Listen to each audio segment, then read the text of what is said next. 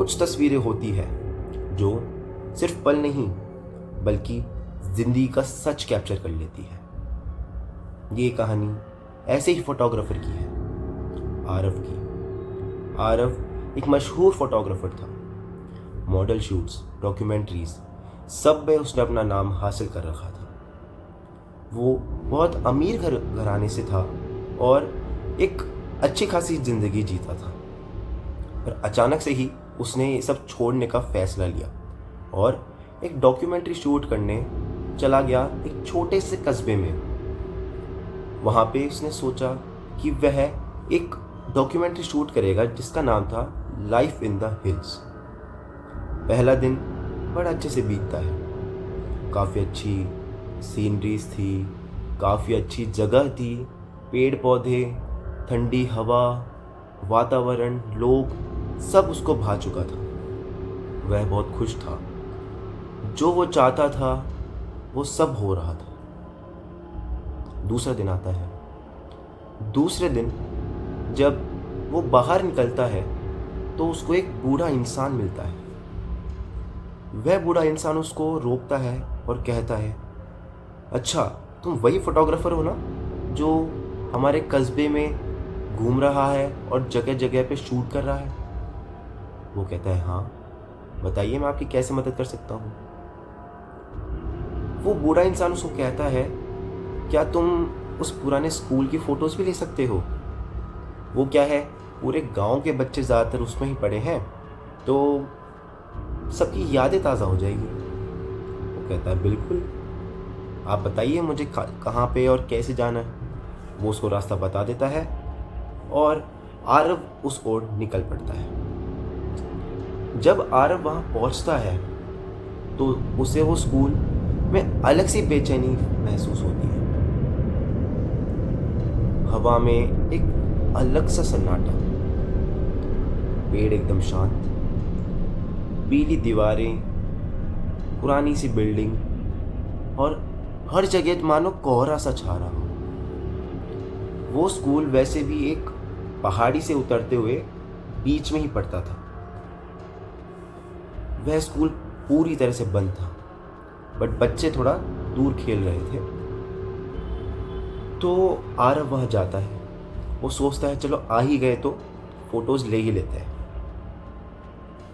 जाता है, बाहर की तस्वीरें लेता है, जाके क्लासरूम्स की तस्वीरें लेता है और फिर स्कूल से बगल में ही थोड़ा सा दूर, थोड़ा पेड़ों के बीच में एक झूला सा लटका हुआ होता है।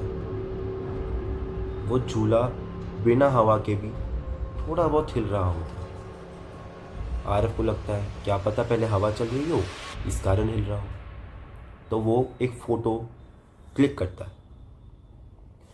जैसे ही वो फ़ोटो क्लिक करता है, प्रीव्यू में उसको एक लड़की दिखाई देती है।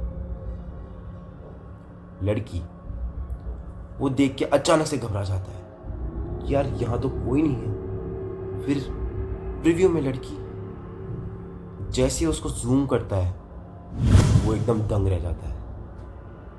हाँ, वो आरुषि थी। हाँ, वही आरुषि जो आरव की एक ज़माने में बहुत ख़ास दोस्त और सबसे क्लोजेस्ट मॉडल थी। पूरी इंडस्ट्री में आरव का नाम आरुषि के साथ लिया जाता था क्योंकि उनकी दोस्ती ही ऐसी थी। पार्टी में साथ जाना, हर शूट साथ करना, और यहाँ तक उनकी फैमिली भी एक दूसरे को जानती थी। वो घबरा जाता है।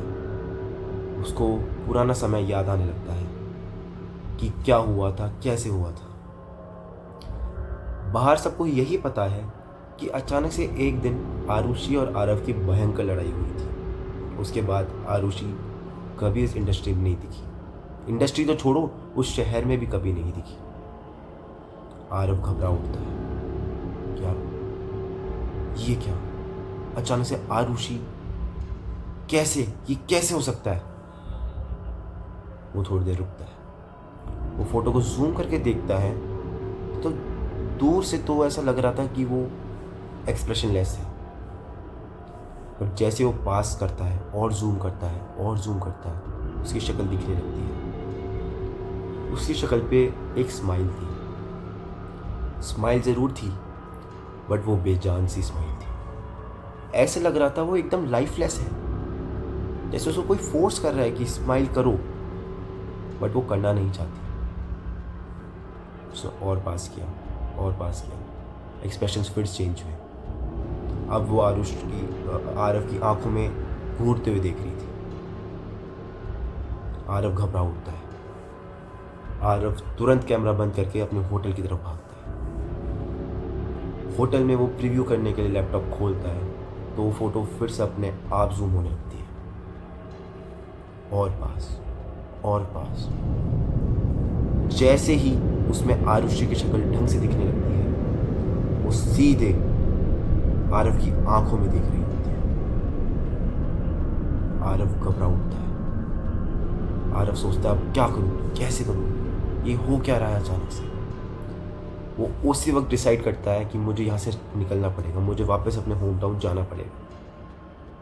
वो अपना फटाफट से सामान पैक करता है और बस वेट करता है कि सुबह हो और मैं यहाँ से निकल जाऊँ।